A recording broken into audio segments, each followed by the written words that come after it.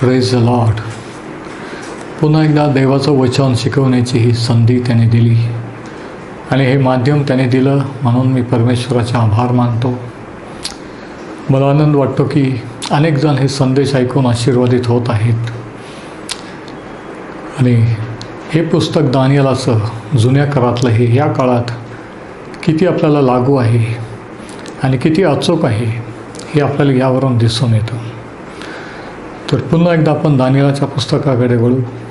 आपण शेवटास आलेलो आहोत आणि आजचा विषय आहे दानिएलाकडून अखेरचा शब्द भाग 1.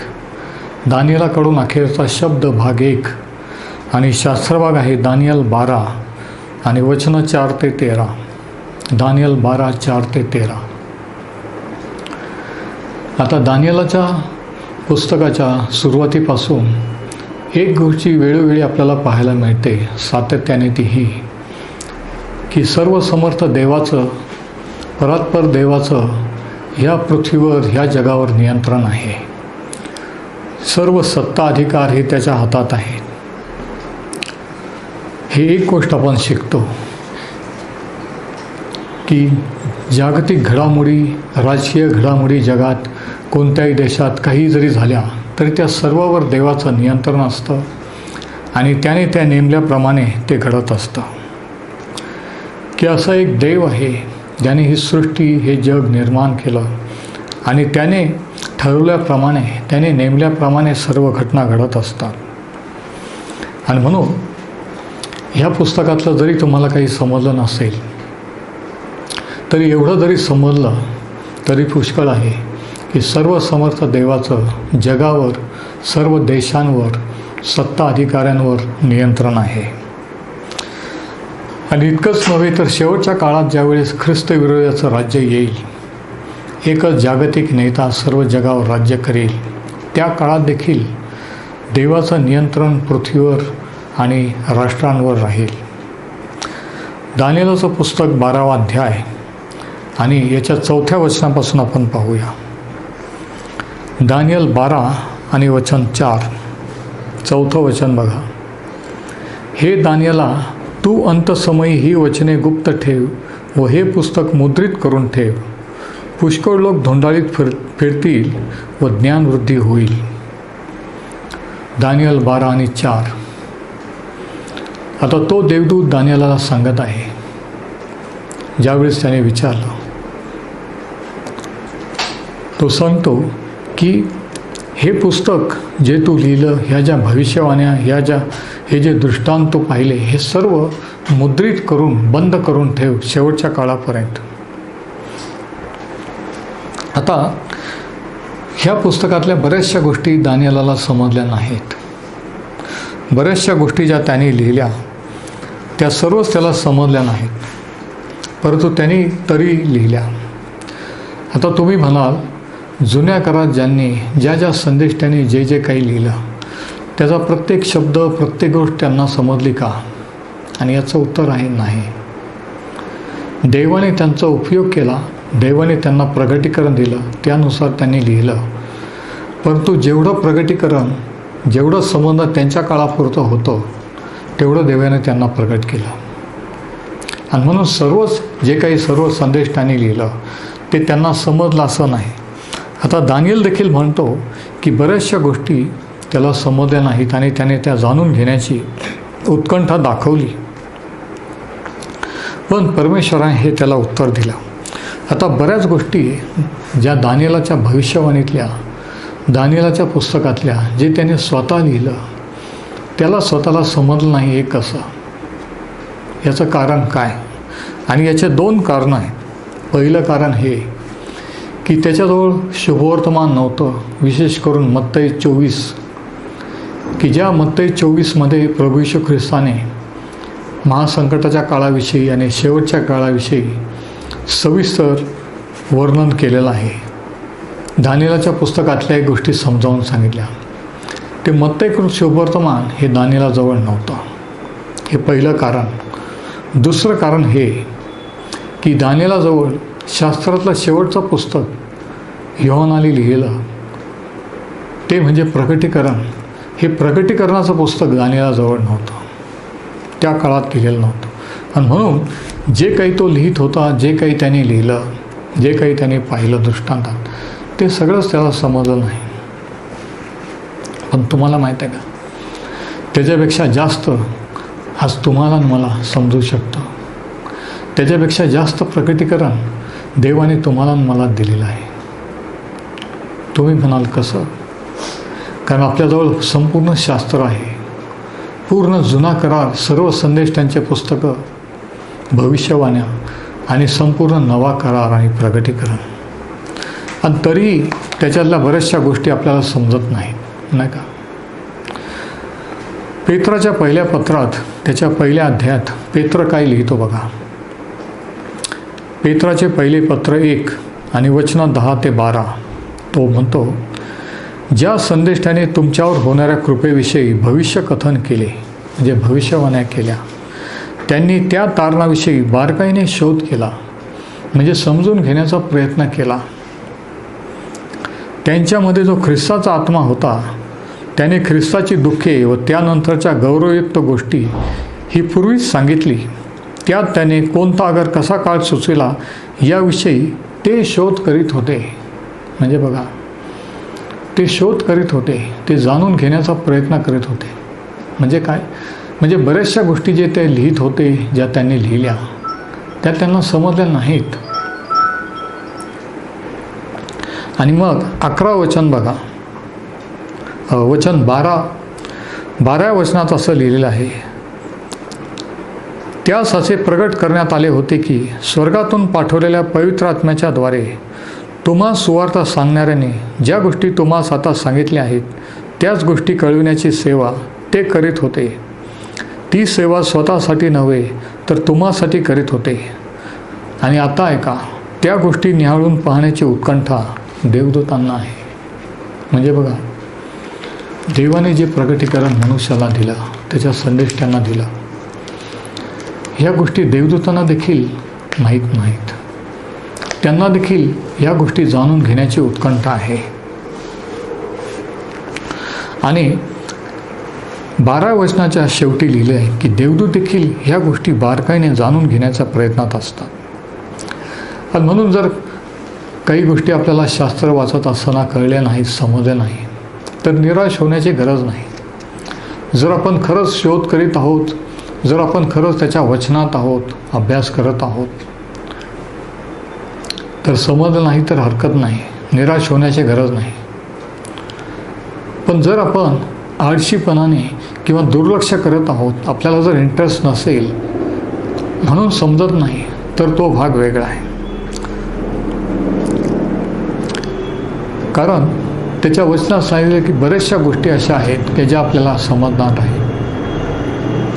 अनुवादाचं पुस्तक याच्यात म्हटलेलं आहे की गुप्त गोष्टी परमेश्वराच्या आहेत, पण ज्या गोष्टी प्रगट केल्या त्या आमच्या व आमच्या मुलाबाळांसाठी निरंतरच्या आहेत. आणि म्हणून अशा काही गुप्त गोष्टी आहेत की ज्या देवालाच माहीत आहे. तर आता पहिला पॉईंट, पहिली गोष्ट 4थ्या वचनात बघा, दानियल 12 आणि 4. भविष्यवाणीचा शिक्का किंवा भविष्यवाणी शिक्कामोर्तब करणे. परमेश्वर म्हणतो, हे दानियला, तू अंत समयापर्यंत ही वचने गुप्त ठेव व हे पुस्तक मुद्रित करून ठेव, सीलबंद करून ठेव. पुष्कळ लोक धुंडाळीत फिरतील व ज्ञानवृद्धी होईल. अंत समयापर्यंत. आता त्याला असं सांगण्यात आलं दानियेलाला की अंत समयापर्यंत हे पुस्तक तू मुद्रित करून, सीलबंद करून ठेव, ते बंद करून जपून ठेव. कुठपर्यंत? तर अंत समयापर्यंत. आता हा अंत समय म्हणजे कोणता? आता ह्या अंत समयाबद्दल दानियल 11 आणि 35 देखील सांगितलेलं आहे. हे शब्द आपल्याला आढळतात. दानियल 11 आणि 35. सुज्ञ पुरुषापैकी कोणी संकटात पडतील ते अशासाठी की त्यांनी कसोटीस लागून अंत समयासाठी शुद्ध व शुभ्र व्हावे, कारण नेमलेला अंतसमय प्राप्त होताच अद्यापी अवधी आहे. बघा, या ठिकाणी तो शब्द आहे अंतसमय. पुढे 40वा वचन बघा, दानियल 11 आणि 40. अंतसमयी दक्षिणेचा राजा त्याला टक्कर देईल. तर हा जो अंतसमय, या अंतसमयापर्यंत दानिएलाला सांगण्यात आलं की हे तुझं पुस्तक, तू लिहिलेलं हे संदेश, त्याचं पुस्तक हे मुद्रित करून ठेव, बंद करून ठेव. हा अंतसमय ह्या वचनावरून जे आपण वाचले त्याच्यावरून असं की महासंकटाच्या काळाचा अंतसमय. तर हा अंतसमय कोणता? ज्या अंतसमयाबद्दल दानिएल 11:35, दानिएल 11:40 याच्यात लिहिलेला आहे, तो अंतसमय आहे महासंकटाच्या काळाचा शेवट.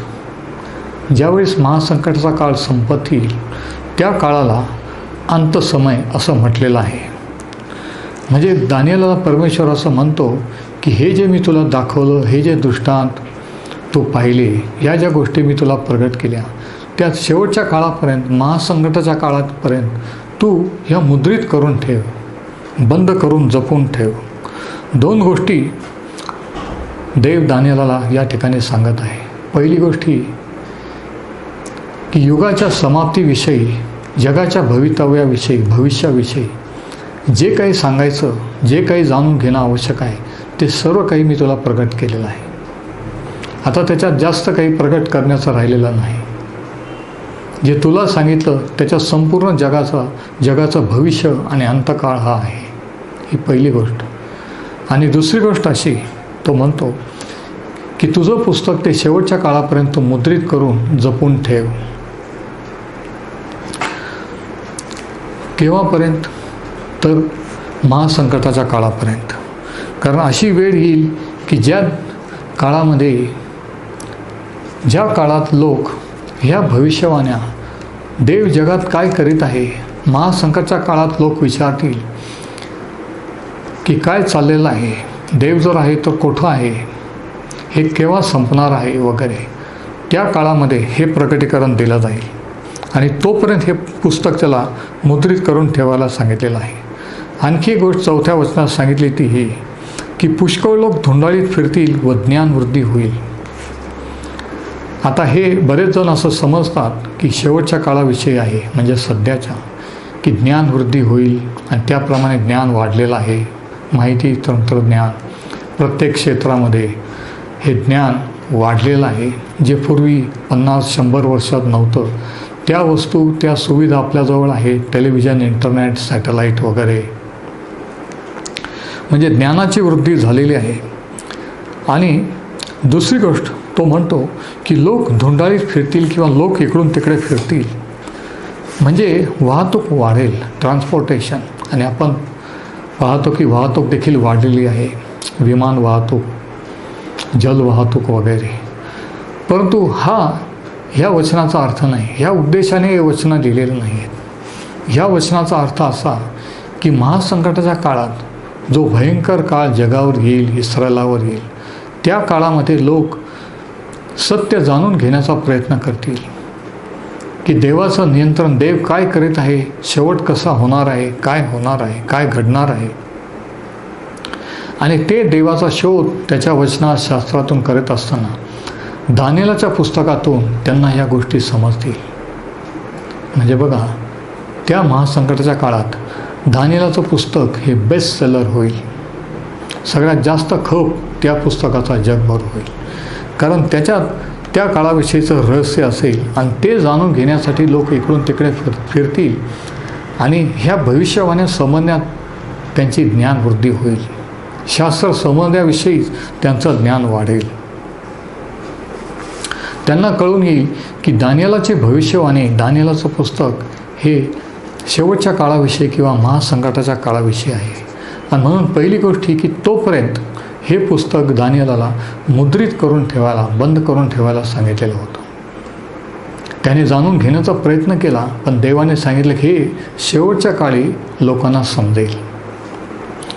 दुसरा पॉईंट, दुसरी गोष्ट अशी की भविष्यवाणीचा क्रम, वचनं 5 ते 7, दानिएल 12. मग मी दानिएलाने पाहिले, तो दुसरे 2 पुरुष, एक नदीच्या ह्या तीरास व दुसरा त्या तीरास असे उभे होते. तेव्हा तागाची वस्त्रे लिहिलेला जो पुरुष त्या नदीच्या पाण्यावर होता, त्यास त्यातल्या एकाने विचारले, ह्या अद्भुत गोष्टींची समाप्ती होण्यास किती अवधी आहे? तागाचे वस्त्र लिहिलेला तो पुरुष नदीच्या पाण्यावर होते. त्याने आपला उजवा डाव हात आकाशाकडे वर करून जो सदाजीवी देव त्याची शपथ वाहून म्हटले की 1 समय 2 समय व अर्धा समय एवढा अवधी आहे.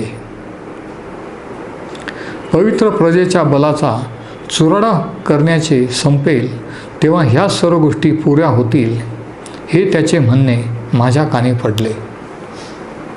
आता या ठिकाणी दानिएल काय म्हणत आहे? दानिएलने काय पाहिलं आहे? दानिएल असं पाहिलं की तो नदीच्या तीरावर उभा आहे.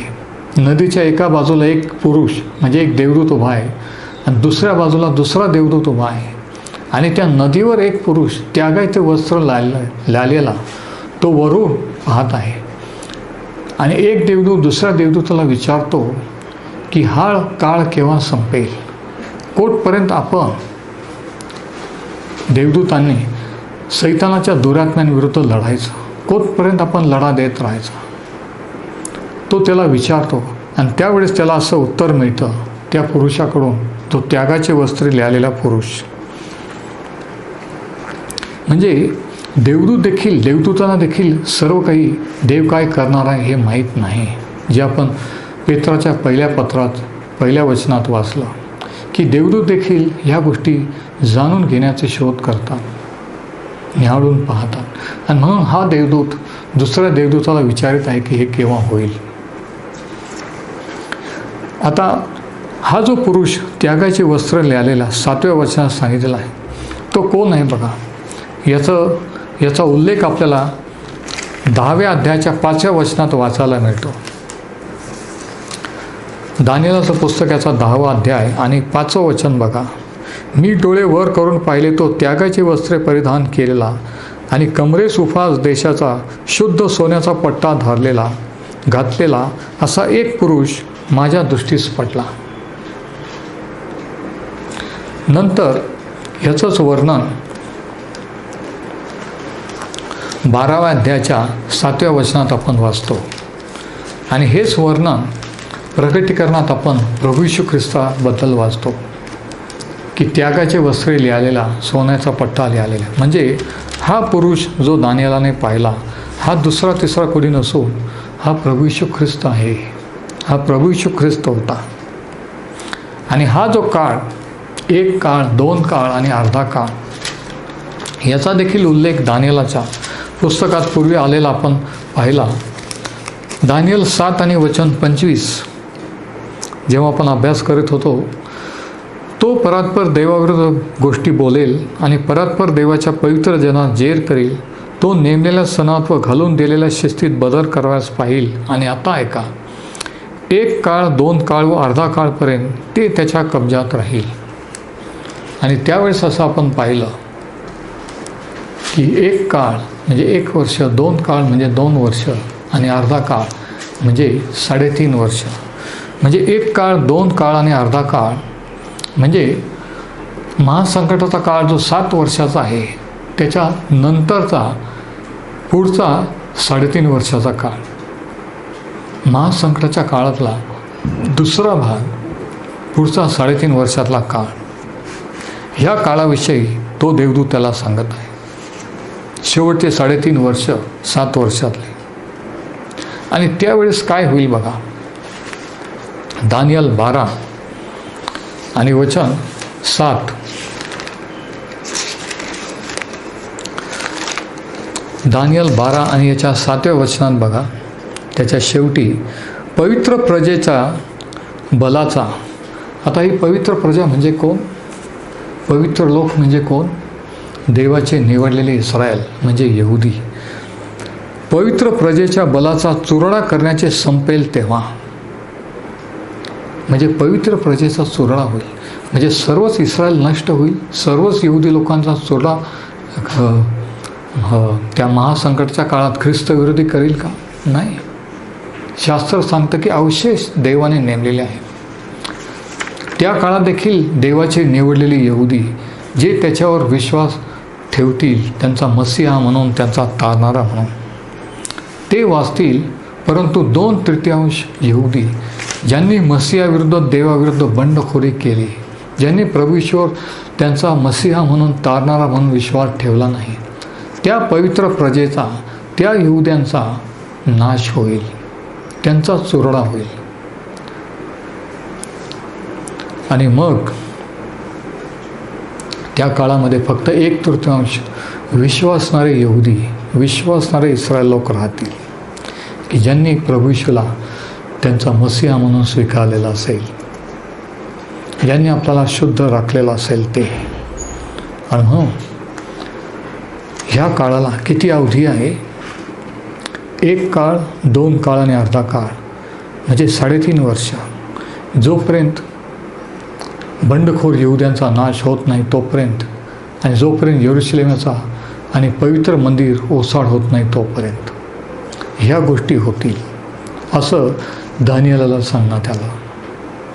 आणि आज आपण इथेच थांबू आणि उद्याच्या संदेशात शेवटचा भाग पाहू.